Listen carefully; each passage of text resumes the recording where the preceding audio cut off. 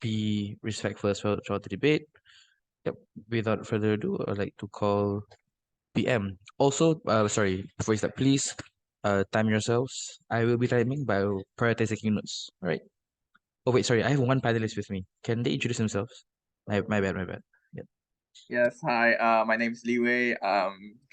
Just refer to us as a panel. Glad to be paneling. So yeah, good luck. All right, that's it. All the best. Calling PM. Here.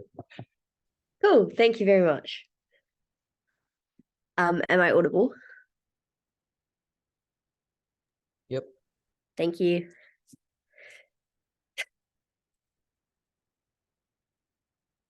Mako, a Japanese princess, recently married a commoner, denouncing her claim to the throne, because that is the thing that she believes will make her happiest for the rest of her life, rather than serving endlessly in a royal monarchy, prone to the wishes of her parents and ancestors before her. This is a showcase of the decline in norm of filial piety, to say that this was unthinkable generations ago, but now young people are empowered to take life into their own hands rather than being beholden to their families before them. 2 points in this speech. Firstly, on how this impacts individuals, and secondly, on how this impacts relationships. Before that, a couple pieces of setup. Firstly, I'm going to explain what this decline looks like in setup. We think that largely this decline looks like a shift, a decline in this norm and a rise in a different norm. Largely that norm is about independence over filial piety, and that's because Western norms have become more common in the age of globalization, in the age of growing Western hegemony, and those norms have filtered into Eastern societies and have led to Western norms of independence growing prominence and the decline in Eastern filial piety occurring. We think that this looks like a growing emphasis on, firstly, standing up for yourself, prioritizing your own wishes and desires, and recognizing that and explaining that to your family members. Secondly, often choosing things that are in your personal interest rather than the personal interests of your family. And we think that these have caused the respect and obedience and care to reduce in importance. What I would note here and set up secondly, though, is that these norms have been prevalent for generations, for often like thousands of years in these societies. So the decline does not mean this norm does not exist anymore, it just means that norm is not prominent in society to the same extent it was generations ago. We think that people still largely have respect and care broadly for their family members still, because of that family obligation that's been passed down for generations. Next then, let's explain how this impacts individuals' lives and how they're able to really benefit by this decline in filial piety. The first thing to note at this top of this point is weighing about why you should care about individuals and their life the most. And that is to say, it is their life, their 80 years or however long they get to spend on this earth, and it is only something that they uniquely can experience. We think that it is most important that they get to live life the way they want to live it, because there's no guarantee as to what comes afterwards, whether they'll have another life, whether they'll go to heaven or hell, etc. We think that maximizing autonomy in the years you have guaranteed on earth is the most important thing here, so that you can get personal satisfaction out of your life and you're able to look back on your deathbed with the least regrets as possible. How does filial piety then reduce the amount of autonomy you have in your own personal life? 2 reasons. The first is that you're far more beholden to your family's wishes because you feel a sense of obedience for them, because you care about them, and that care is often wrapped up in a sense of wanting to fulfill their wishes that they have for you, e.g. they want you to become a doctor. I think here that means that you're likely to take steps in your life to please your family rather than please yourself. So go into job avenues that will not personally fulfill you because you believe that your parents think that that is the best thing for you. Not moving away for jobs because that will separate you from your family unit and you won't be there to take care of your parents in old age. We think that these reduce the amount of autonomy you have for yourself and reduce your ability to enjoy your life because you're pushed into doing things that your family cares about. But secondly, you're likely to deprioritize yourself as well. To the extent that you prioritize your family, you're often likely to put them above you, e.g. instead of saving up for something that's valuable for you, putting that money towards your parents because you feel a sense of obligation towards them. I think that means you reduce the types of opportunities you seek out for yourself. So you don't just take less opportunities, as the first mechanism proves, but you actively get less opportunities to be self-satisfied in your life because you reduce the ability for you to try to take those. How does this norm then change when we think that independence increases instead when filial piety declines? We think the decline tips the balance, which is to say it allows people to consider themselves and weigh up the deep sense of obedience and obligation they feel to the family, also compared to their personal life, and allow them to make decisions that prioritize their autonomy more accurately. We think maximizing autonomy is really important in norms that have often for generations stifled the autonomy of people, treating them not as an individual person, but one person in a family unit that is trying to thrive together. We think it's important that they sacrifice themselves for their family members and they maximize the autonomy they have personally, marry whoever they want, even if that's a commoner, even if that will make their parents upset, because that is what will bring them the most personal happiness in their life. Before I move on to explaining how this also benefits people's relationships, I will take a point from closing. Obviously, there are also other norms that have developed, things like the liberalization of things like jobs, the increasing number of jobs that are accepted in the world. Why is this only tied to this relationship with your parents? Oh, and that's because often the types of things that you want in your life are at odds to the type of things that your parents want in their life, because you have different norms that you've grown up with. You have different things that are socially accepted. I think many people, for example, like their parents don't want them to go into like prestigious jobs like law and engineering, and don't accept up and coming fields like computer science. I know that that's not up and coming anymore, but it was like 10 years ago. And that's the type of trade-offs you're probably making here, is like still going into a good paying job, but one that doesn't personally satisfy you as much there because your parents don't understand the things that you look at going into. Lastly, then, let's talk about relationships. The first thing I would note at the start of this point is that relationships are always going to be hurt by you feeling personally unsatisfied, because you have a deep sense of dissatisfaction, because you probably don't take that out on your parents because you don't want to burden them, because you have a sense of care towards them, a sense of respect to them. All of that bottles up to probably worsen your relationships overall. But also, if you feel like you have no autonomy, you probably feel cooped up, you probably feel stuck, you probably feel like you can't take control of your life.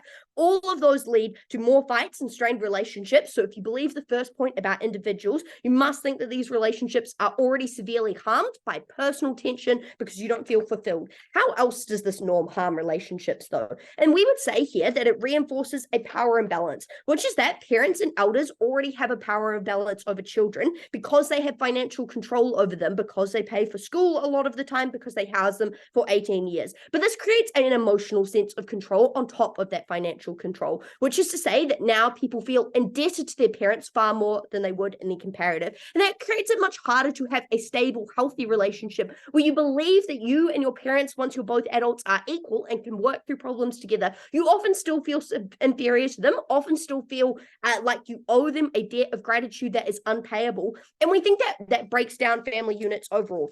Family is incredibly important. They are the people who you know at the end of the day will always be there for you. And we think the best impact here that you can say is that family units are able to get better because you can trust them to actually stand up for you, because you can trust them to tell them your harms. That is the best impact for those people when their relationships actually mean something to them. For the speech, now calling EPM here. Oh, thank you. Can you hear me? Yep.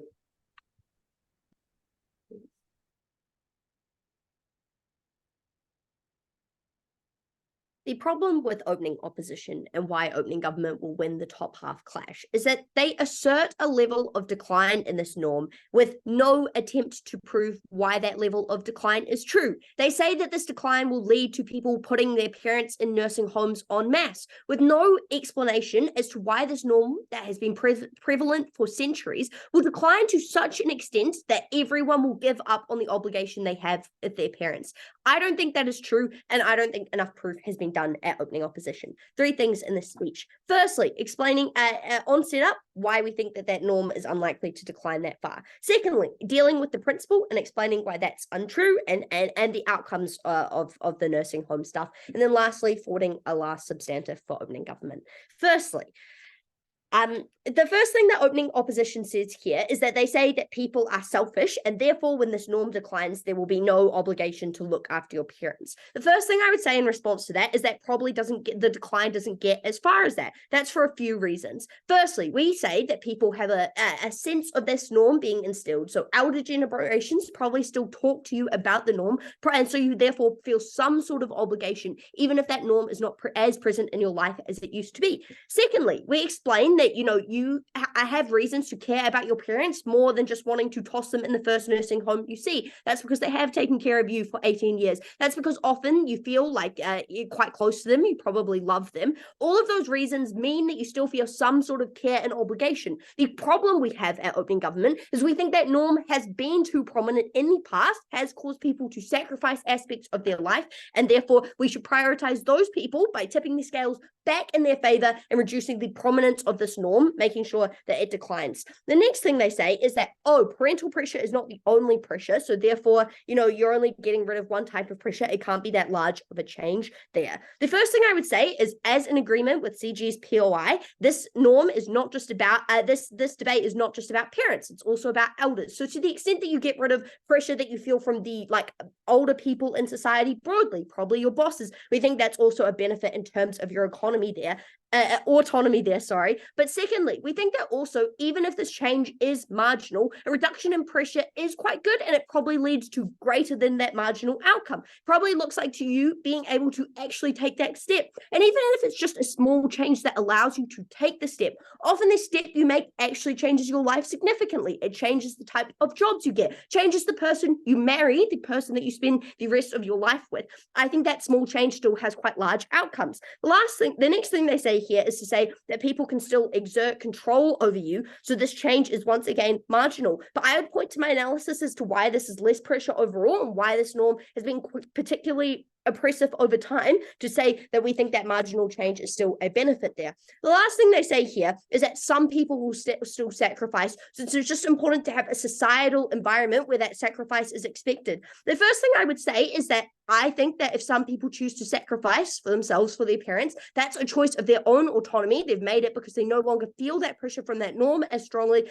We think that that's good. They're perfectly welcome to choose that if they care about their parents that much. But secondly, I think because this norm has existed previously in society, the societal environment still stops you from doing the worst excesses of harm, stops you putting them into nursing homes with terrible labor exploitation, and probably just buying them an apartment nearby to you rather than moving into an apartment with them so that you still have your own personal space. We think the stigma of not doing the worst excesses of harm probably still exists in society then. It's just about the amount of time you spend with your parents or whether you move them into your home or not, perhaps not about sending them to nursing homes. Next then, let's talk about the principle from opening opposition, but before I move on, I'll take a POI from them since I saw they offered. Opening opposition? Yes. Okay, so the main assumption from your side of the house seems to be that there is no resentment towards your parents. But why is that true when your parents are often ailing or your parents are often being pushed to the brink?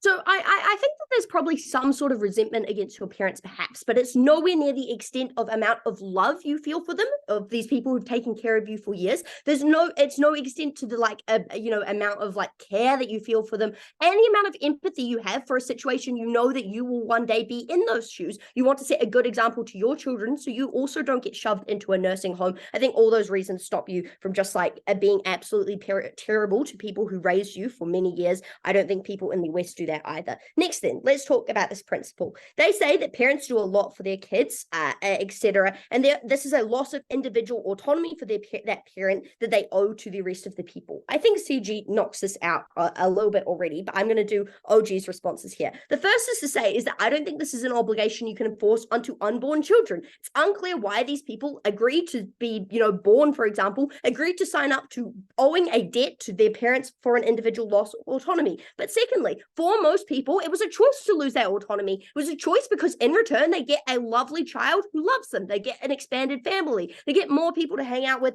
They get a mini me that often people want to, see do their own life. I think that choice to have a kid means that you cannot just enforce this obligation onto an unborn child who literally did not ask for that obligation to be brought upon them on the first place. I don't think that people have to do that loss of individual autonomy is important there. But the last thing I would say is that all the outcomes this principle reaches are the worst outcomes.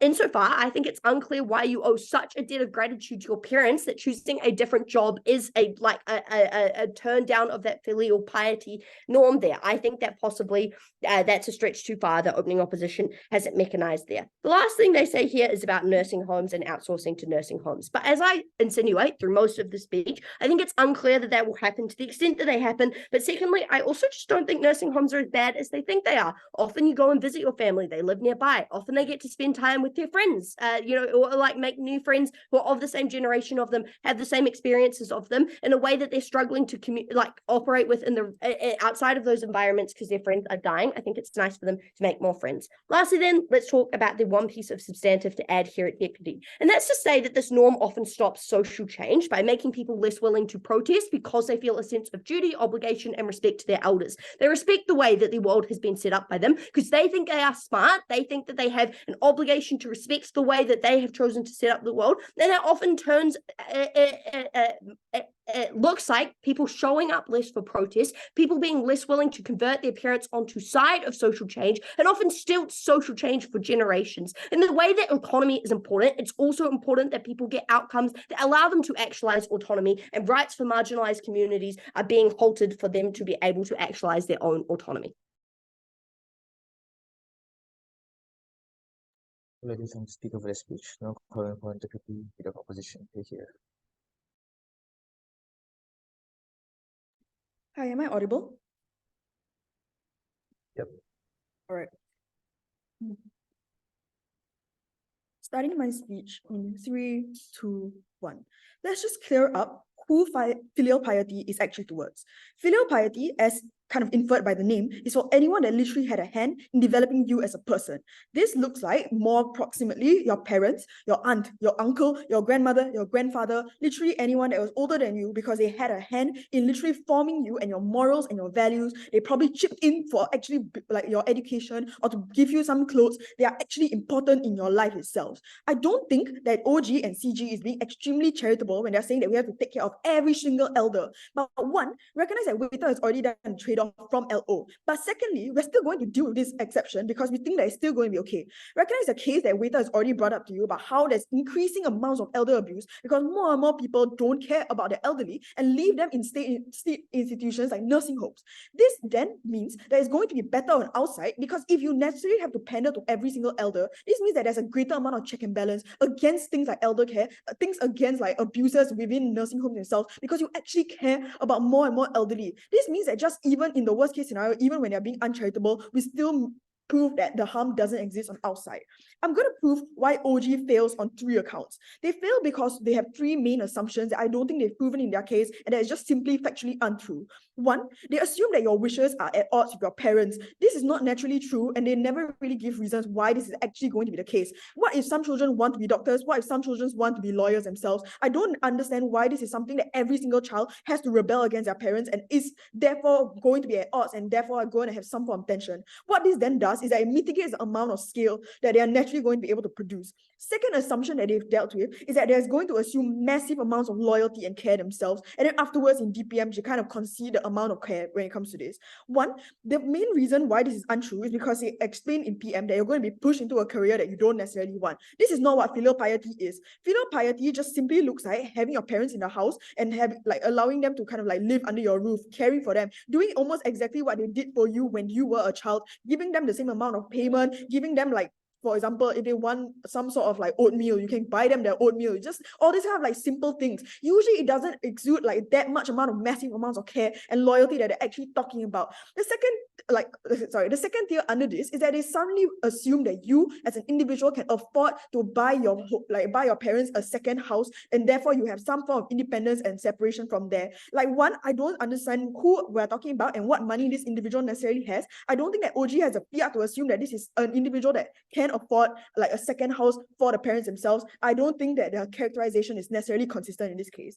Third thing, why they assume and they've necessarily failed this, is that they assume that you're still a child. If you listen to a lot of the language that OG is necessarily talking to, explaining what filial piety actually is, they have a lot of different like mischaracterizations. They say things like there's a power imbalance because there's a power imbalance because there's emotional control over this. Like, one, you are a grown up. This means that they are necessarily dependent on you. So this means that the idea about a power imbalance is naturally somewhat fair, or even in the like best case scenario, like it's going to be somewhat asymmetric towards favor in you because of three main reasons. A, it's likely that your parents are likely to live with you, right? This means that they're extremely dependent on you. B, because you actually pay for their needs. So when they go for the hospital, you are the one that's necessarily paying for this, not the parents themselves. Third, because there's a lot more emotional investment. This means that the amount of care that you're actually giving is necessarily going to be good because you want to be able to reciprocate the amount of good care that you will receive as a child yourselves. This means that this idea that you're like somehow a child and that your parents are still deciding the career that you're going into is not necessarily the debate, because again, that's just not filial piety. I think under a lot of these grounds, OG just kind of fails. But let's still just deal with a bunch of the different cases, right? I think that the main thing that OG kind of tried to push is that they're going to be able to maximize autonomy in this sense. A, recognize that this problem is not sustainable. B, recognize that there's an inherent concession in DPM's speech, where she says that they want to be able to set up a good example for future generations. This just means that when you're actually physically separating your parents, or you're more likely to put them into a nursing home because you simply don't have the amount of money or the amount of funds to be able to like put them in a separate house, right? This just means that the amount of quality of care is necessarily going to be worse on their side. This just means that actually what's going to happen is like when in the long term itself, when you have children, this means that you're more likely to recognize the sacrifice and you want the care itself. The reason being because in the future, when they are older, this is an extremely lonely time for you. A, because a lot of your loved ones have actually died. This means that you're simply just like more lonely because a lot of your friends and people that you actually hang out with when you're younger is just simply kind of like gone. Secondly, because you have no job. This means that usually people that are older don't have that sense of purpose to actually drive them. They have no reason to actually like want to go out. This means that simply as an elderly person, right, you simply are very, very lonely. You are very devoid of actual human interaction and connection itself, which is why like they to depend on people that have like they have pushed to grow up. So these are usually people like their children themselves, right? This is why it's extremely important when it comes to, for example, what DPM says about actually setting up a good example for future generations themselves. Because through this is when you're actually going to be able to show that the importance of the future generations and for filial piety itself to make sure that the quality of care is actually going to necessarily be good. Before I move on, yes, CG. Yeah, so why is filial piety needed to hit the tipping point of good elderly care when given individuals are likely to just age up as they get older, and the fact that people care about their parents, especially when they parent well? Why is the average parent, specifically because of a higher degree of filial piety, actually more likely to be rotting in a nursing home? A, it's cheaper if they actually live with you. B, nursing homes simply have no check and balance on your side. Recognize that if simply on your side you don't care about elderlies, especially the way that you guys have uncharitably pushed that characterization onto us, that simply means that they have no accountability, or that there's less accountability for these measures. This just means that purely in terms of scale, right, we are still going to win on this account. But just looking at it in terms of the long-term possibility, right, you yourself want the care that you are giving your parents. This means that if you don't want that sense of independence or that sense of separation from your parents itself, this is why it's going to be more important that you set up a future example for the generations to come itself. This means that one, when it comes to an individual basis, this is just bad for people because this breaks the cycle of care in the future themselves, because they simply don't see the long-term sustainability in this, right? This means that as an individual, you're more likely to be alone. But this is also bad for the parents for two reasons, right? A, because there's a whole mistreatment of nursing home that Waiter actually talks about that I don't think OG actually sufficiently deals with. But B, because there's a pain of separation from the child itself, right? Whereby you are disregarded by someone that you have contributed half of your life towards. This means that simply because of the principle of the moral obligation, because they themselves have sacrificed the autonomy for you, it's extremely important that you yourself sacrifice your autonomy for them, because they have an instrumental hand in developing you as a person now. They have contributed to where you are now, and it's important for you to actually contribute this back in the future themselves. For all those reasons,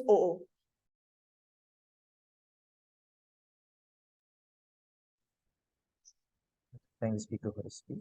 I would like to call upon Member Guthrie.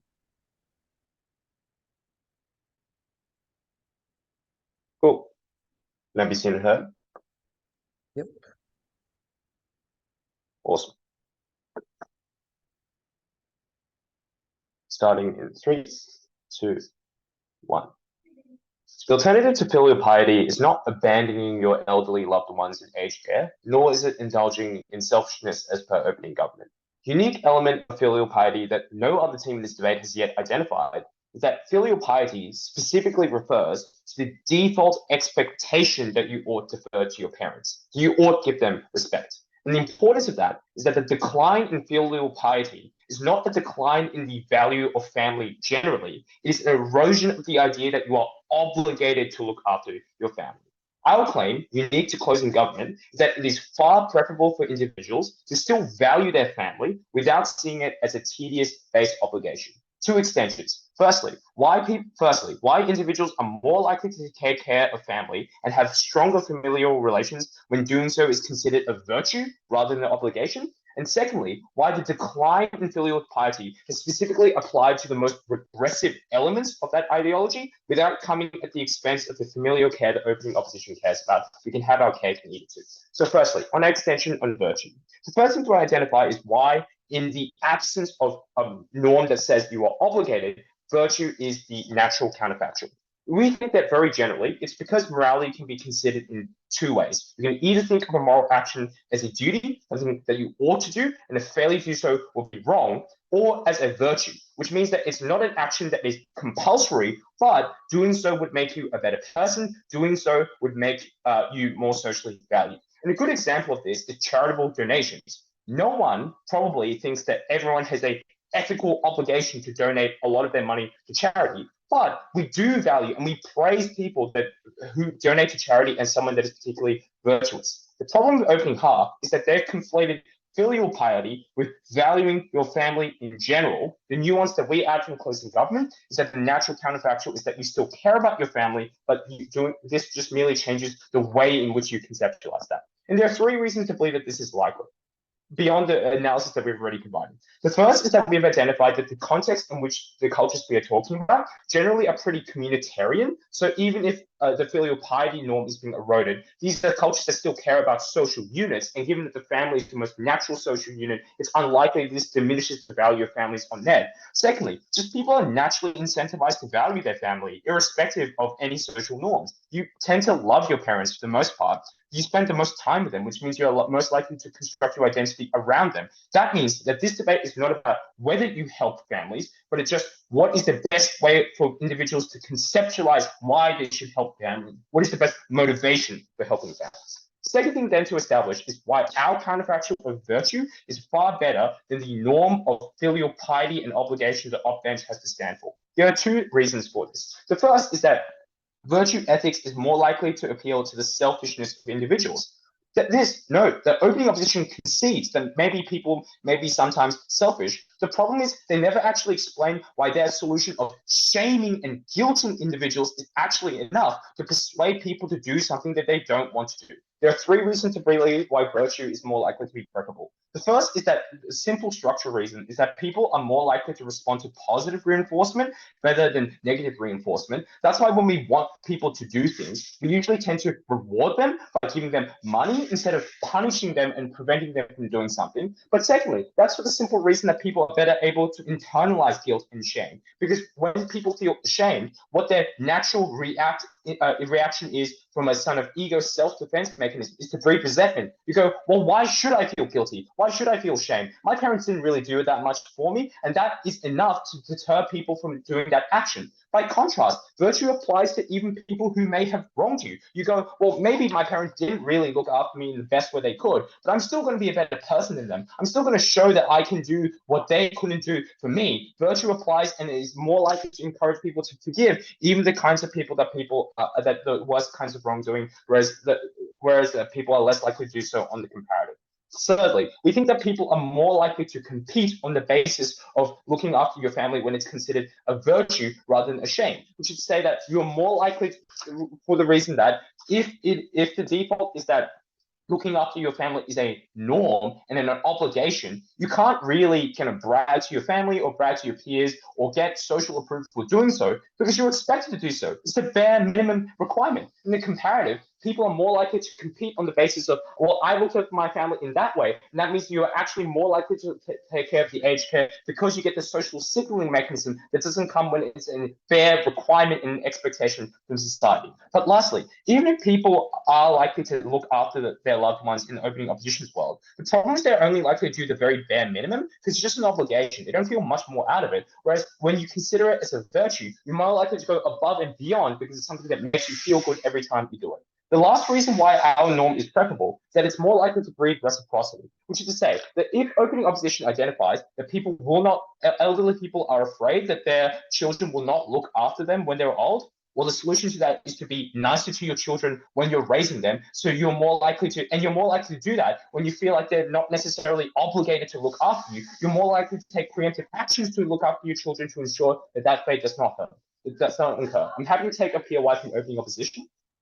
Oh my God, Confucianism is literally virtue ethics. Like all the stuff you say about why virtue ethics is good literally goes to opposition because you feel good when you fulfill that duty. But let me help you here. You're essentially saying that people Okay, yeah. So look, and therefore it's good, but all the countervailing narratives exist. No, that's 15 seconds. Look, very clearly the info slide is that the filial piety is that children are expected to show to their parents. We're saying that we would prefer a world in which it is optional, and a world in which it is optional is a world that is more likely to reward people when they take on that option. That's just in the slide about that. Cool. Second extension then. Why is the decline specifically applies to only the most progressive elements? This claim here is very simple. If you're an average parent, a parent who looks after their children, who loves them, you're not likely to be affected by the social norm. That is for the simple reason that people have natural incentives, as I've already explained in our first extension, to look after their parents. The fact that they loved you, and therefore you probably love them back. The fact that they have raised you, and therefore you've constructed an identity around them. That means the unique delta in this debate is to this set of people who parents that children don't want to naturally look after. And we'd say that that set of characterizations are the set of parents who are likely to be abusive, parents who are likely to have hurt their children such that that means that children aren't naturally feeling that they want to look after them. That means that all this norm uniquely does is shield the set of abusers that people wouldn't otherwise want to look after, and we are happy with that. The vast majority of people will not be affected by this if you're a loving parent. The unique benefit of this norm is empowering the victims of trauma from not doing something that they otherwise wouldn't. Very proud to do this.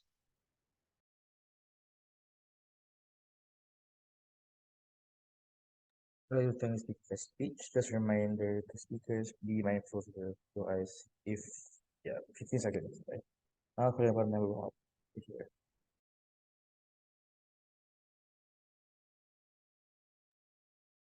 Hi, am I audible? Yep. All right, I'll take POIs in the chat, probably for opening. Starting my speech in 3, 2, 1. 2 clear extensions from closing opposition. Firstly, why familiar relationships just make you happy, and that's good. And secondly, why it fulfills individuals better. We'll engage on the point of autonomy. Let's weigh against opening opposition. I think there are 2 problems. The first thing is that they talk about a principal obligation to parents. Though this might be true, there is no weighing as to why this is more important than the other competing principles that exist in debate. Talking about things like autonomy or principle to yourself will weigh on this metric and tell you why we achieve benefits better for the individual, which is obviously clearer way to win this debate.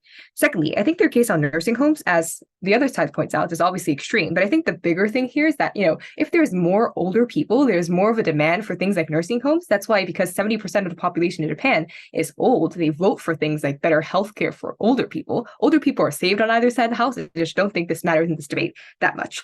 I just want to quickly take out closing government, because I think their cases like, virtue and morality are different. Number one, I just think this is just an EPL kind of thing. I really don't understand. Obviously, saying something is good and saying something is obligatory is like basically the same thing. I just don't understand why this is different, especially because it's a moral ethical framework that we have on our side of the house. So I think we get both of these things. Obviously, but the second thing is I just don't understand why on our side we don't get virtue. Obviously, obligation is stemmed from virtue. It's good to do that thing, and that is why it's an obligation in the society. So I feel like their like weird mechanism of how it becomes a trade-off doesn't necessarily make sense in this debate. But lastly, if you buy everything that they say, just think the Gov case doesn't stand at all. They have zero delta in this debate. They just don't understand why they can win. Firstly, let's talk about why we get more familial connections and why that is good. I just want to nuance this, right? I think the nuance here is that we agree with Gov's side that opening option is a bit extreme and characterizing to you what this decline is likely to look like.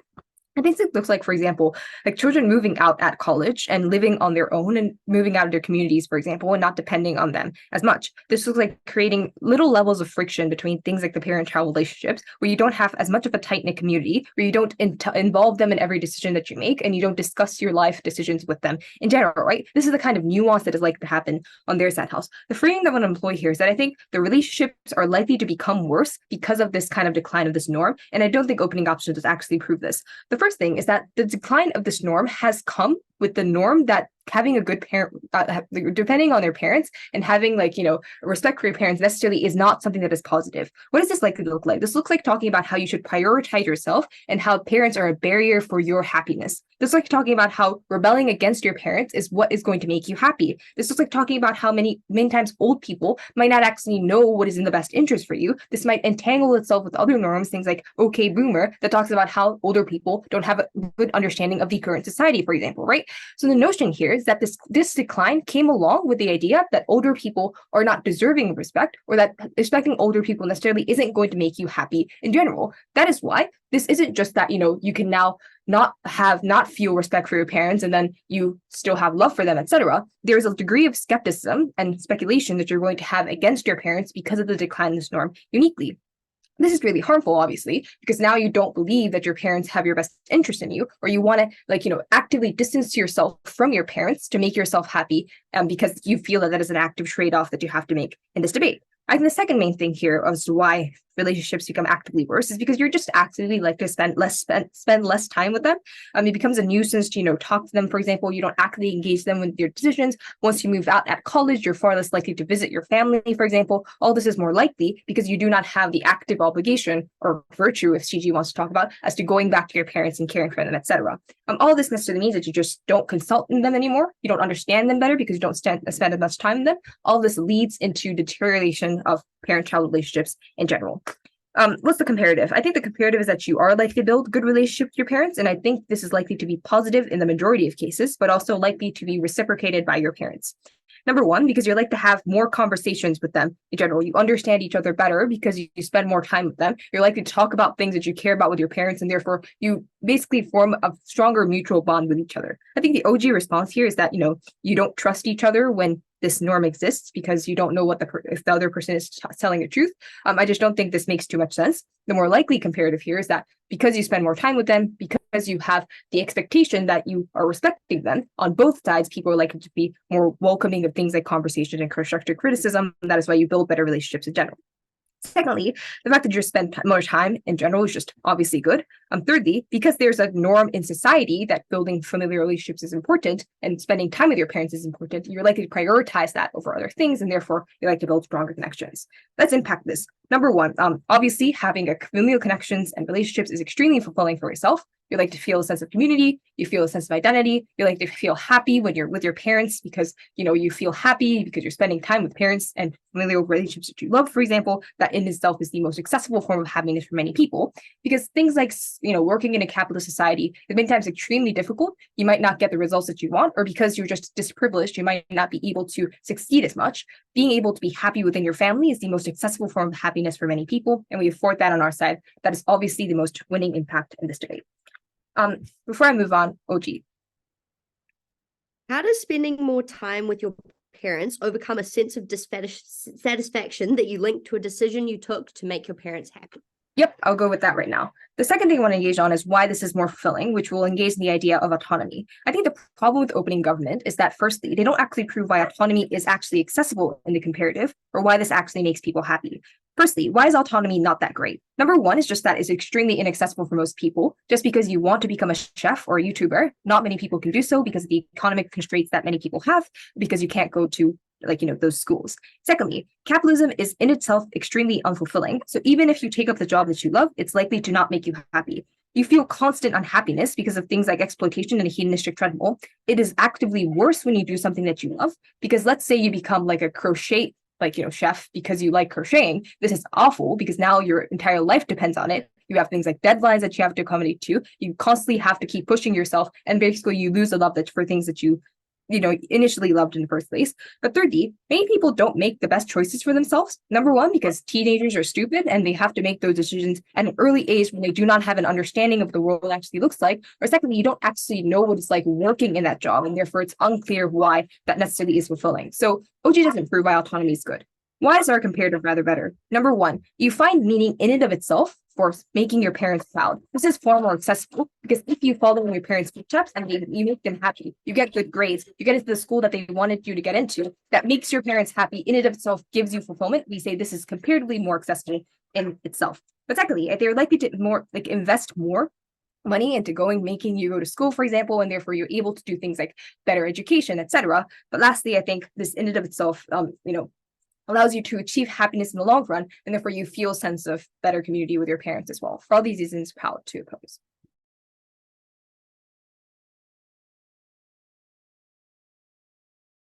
What I present my speech now calling from government here.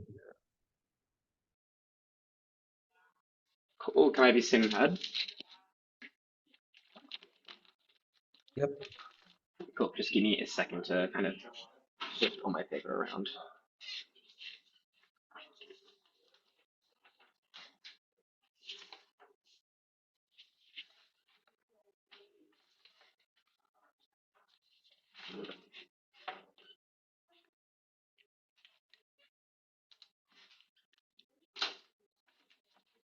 Sorry, I'm working on kind of a small desk, so I don't have an enormous amount of space. Cool. So let me get my timer up. And POIs in chat, please, would be ideal.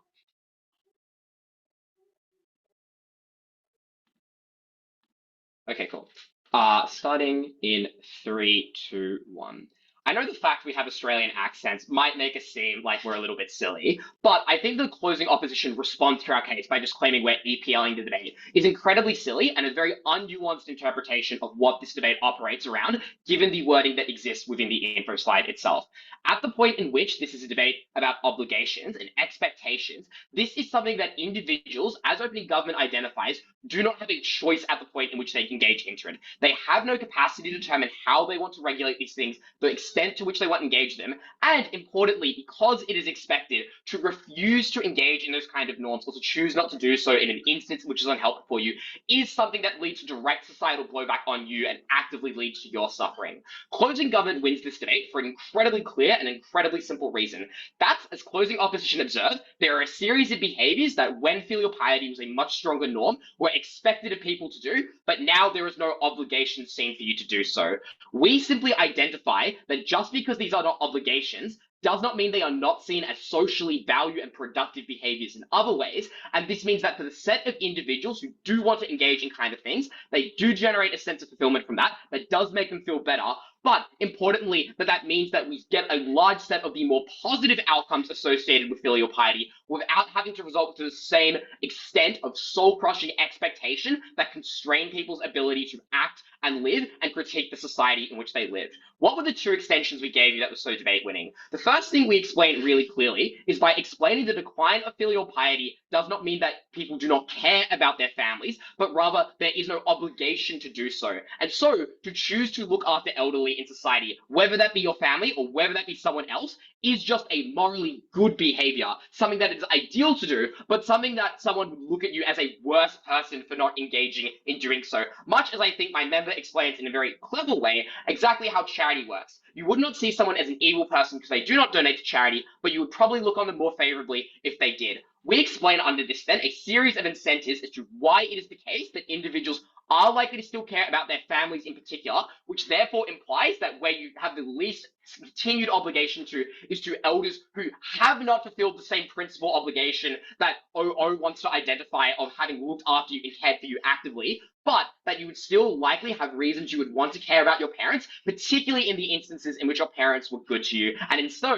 you would have, in fact, more incentives to make sure they are looked after because of the social clout and the positive reinforcement. But secondly, we're able to explain that good parents and healthy families are the people who are likely to be unchanged by this type of norm, but you now have far greater capacity to withdraw from engaging in supporting your family in the same way if, for example, you were someone who had that horrible childhood in a way in which you cannot do so under the world of the opposition bench. Very simply then, weighing our case then against what you hear from opening government, why is it that we simply have to meet them in this debate? A couple of reasons here. Firstly, because I note their benefit to individuals incredibly marginal. Their benefit of you can make choices you otherwise couldn't applies only in instances in which your choice was actively against parental interest, when their care for you was insufficient to respect yourself as an adult, and they don't actually really explain what the harm is here. Maybe you decide to make this choice anyway, but they don't really elucidate the consequence of that. And if you choose not to do it, they don't elucidate how bad this would be, given you can always choose to make this kind of choice in the future. But secondly, and far more problematically for them, I'd argue, they're contingent on operating a kind of perfect balance. That the norm of filial piety is still strong enough to respect your parents, but not so powerful after its decline that your autonomy is still meaningfully constrained. We overcome this problem by identifying a clear set of incentives as to how the obligations in relation to your family don't exist, what they've clearly been replaced with, and importantly, explaining the fact of its nature and social characterization as a virtue means you are still likely to engage in those things relatively constructively and in good ways, which overcomes that problem opening government face. But finally, we just identify a better avenue of autonomy in the first place because we fill in why the choices that people make are better, because we explain why people would choose to opt into a virtue in the instance in which they think that's socially desirable, but also in the instances in which that would be a bad thing to do and why they do not do so. Note at the last two pieces of analysis on on relationships and societal change. There's societal change stuff there and explain. For relationships, we actively just explain why relationships get far, far better now, because we explain that a child is choosing to engage with their parents in a way that is productive and meaningful, rather than being forced to and thus regretting the fact they have that. Let's then deal with the two rest parts of this debate. Firstly, on the varying obligations as to how powerful this norm should be, and on the practical applications of it. Firstly, I want to briefly deal with opening opposition's principal obligation push. Firstly, as a POI, their claim would rely you to believe that given this norm extends beyond child's respect for parents to all youth and elders, it's unclear why these elders should have their or other people's autonomy unjustly constrained to the extent that you should violate other people's autonomy when they are not making choices to engage in the first place.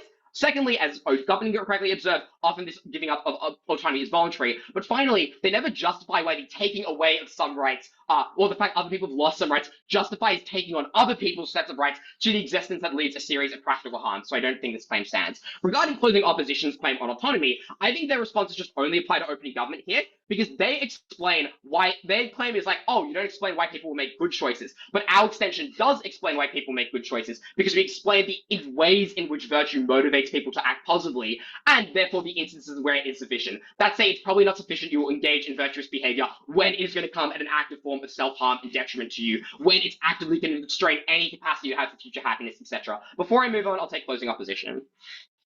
All right. Let's say we accept the distinction. Obviously, these things are not mutually exclusive. Something can be an obligation, but it can also be a virtue, which is what we get on our side. Yes, but our analysis is directly explaining why it is that when that obligation component of it still exists, that you do not achieve the benefits you get when that behavior is virtuous. Yes, it's true things are obligations because they're seen as respectful, but when the obligation is the part of that component of that is forcing you to engage in behavior, and the virtuous part of behavior, you do not get that positive reinforcement. You do not get those community incentives of seeing your good behavior to want to engage in those things in the first place, and there is punishment at the point you can opt out of that behavior. So I do not think that argument meaningfully stands. Next, let's quickly deal with the practical stuff of the debate. Firstly, on CO's claim of familial relationships make you happy. Firstly, I think it's unclear why the elderly actually deserve the respect that is expected of them that this argument is contingent on. If you're willing to question your authority more, that doesn't necessarily mean you will question their intentions as well. Like, I think you can believe that your parents still want to do the best for you, but not necessarily believe that they have the capacity to do what's best for you. And I think that's the part of filial piety that is drowned here. Secondly, I'd also note our extension flips this, because closing opposition forces everyone to spend more time with their families, which often does create stigma and friction. We explain why you can choose to do so, you're likely to do so if you like your parents, and that will be good, but where it would be harmful, you can just opt out. For those reasons, I think it's pretty clear. We provide the easiest roadmap for individuals to engage with these norms positively. We give the greatest ability for individuals to be able to engage in behaviors that make them feel good about themselves, and this norm doesn't toxically punish people when they don't want to opt into it. For those reasons, so proud to govern.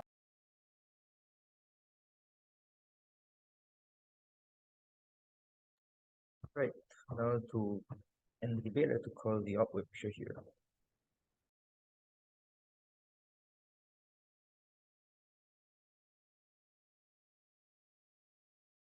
Hi, can you hear me? Yep. All right. POIs, I'll take one for opening government. Yeah, just put it in the chat. It should be fine. All right, starting in 3, 2, 1.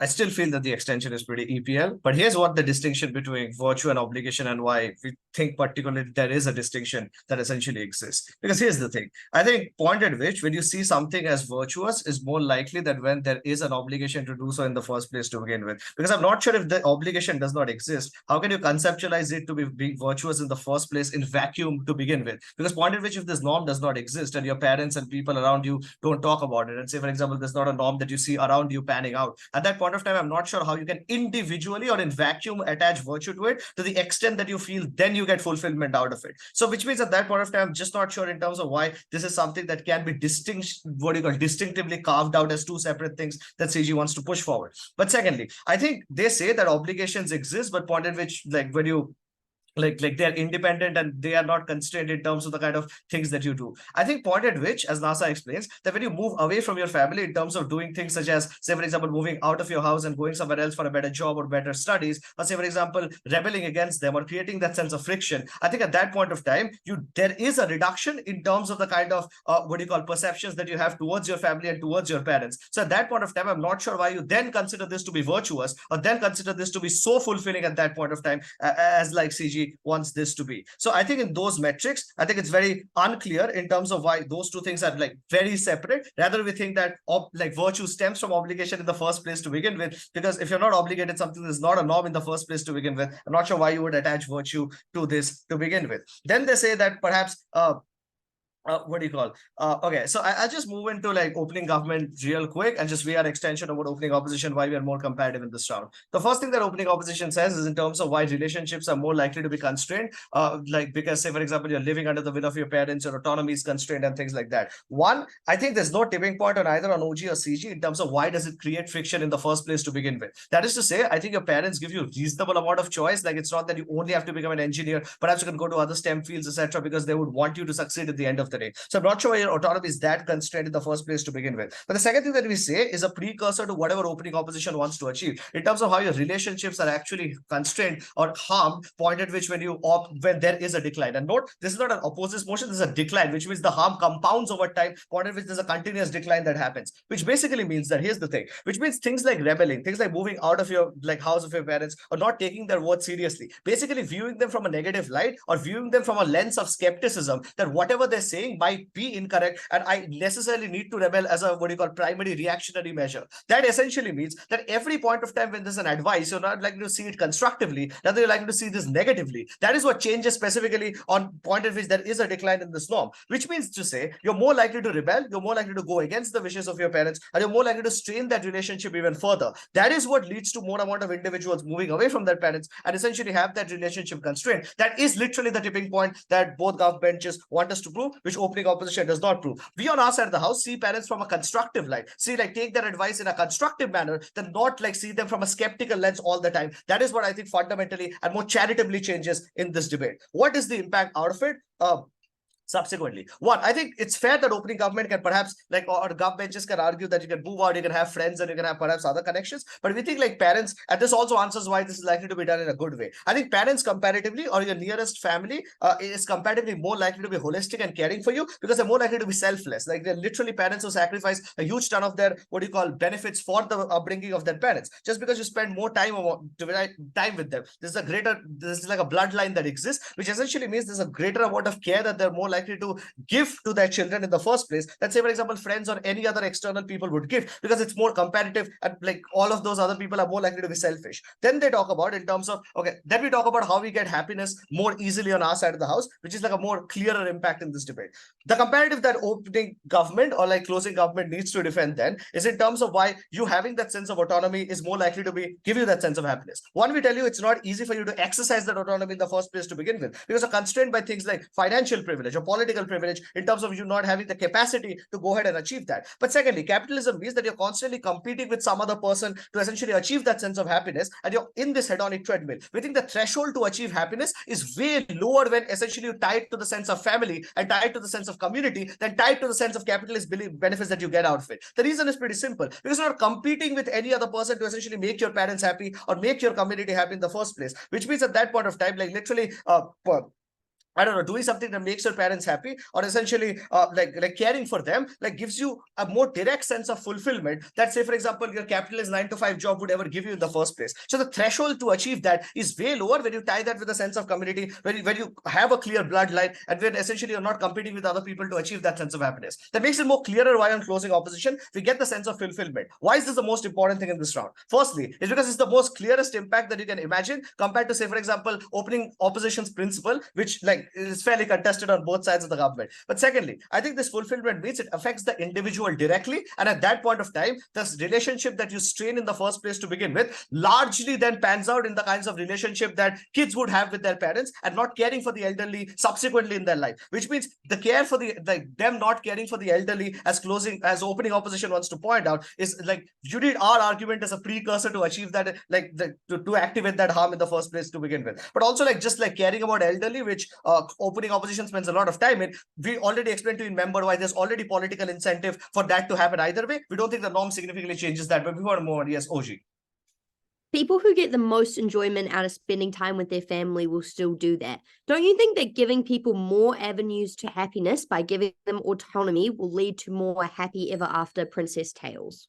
No, we don't think, because it's literally a trade-off that you have to make. Because point at which when there is a decline, which means we explained to you very clearly why you view them from a sense of skepticism and why you view them like question their advices in the first place to begin with. I think that would create friction. Like when you go against the wishes of your parents continuously, you create that active sense of skepticism and dissonance. I think it's not likely that you're always going to have that kind of stable relationship, which is you strain this relationship. I think OG had to prove why this, what do you call, straining this relationship and the trade-off that you get as a sense of autonomy is a justified trade-off to make. We tell you that trade-off is not something that gives you tangible benefit in the end. Okay, so I think in the sense of fulfillment, I think this weighs over opening opposition fairly clearly, because this is like directly affecting the individual at a very like micro level, which means it literally affects like how you live your life and the sense of fulfillment that you go out of it, but most importantly, whether you're happy at the end of the day or not. We think in terms of elderly, those things existing, our argument is a precursor for that, but also it's just that political incentives and those things exist, welfare schemes, etc., which is, don't think that's as important as O claims to be for those reasons, CO.